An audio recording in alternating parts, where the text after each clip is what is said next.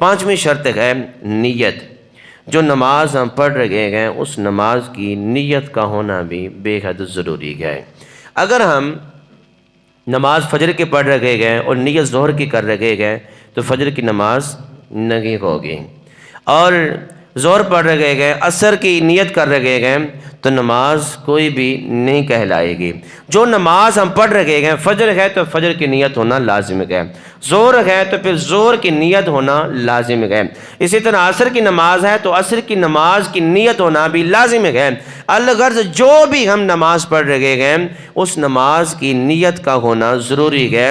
اگر نیت نہیں ہوگی تو وہ عمل بھی قابل قبول نہیں ہوگا، کیونکہ حضور نبی کریم صلی اللہ تعالی علیہ وسلم نے ارشاد فرمایا انما الاعمال بالنیات، اعمال کا دار و مدار نیتوں پر ہے، اعمال کا دار و مدار نیتوں پر ہے۔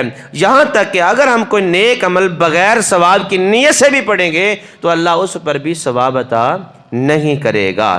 نیت ہونا لازم ہے۔ جو بھی ہم نیک عمل کر رہے ہیں، نیک عمل کر رہے ہیں کوئی بھی ہو تو اس کے لیے ثواب کی نیت کا ہونا لازم ہے۔ اگر نماز پڑھ رہے ہیں تو اس نماز کی وقتی نماز کی نیت کا ہونا لازم ہے۔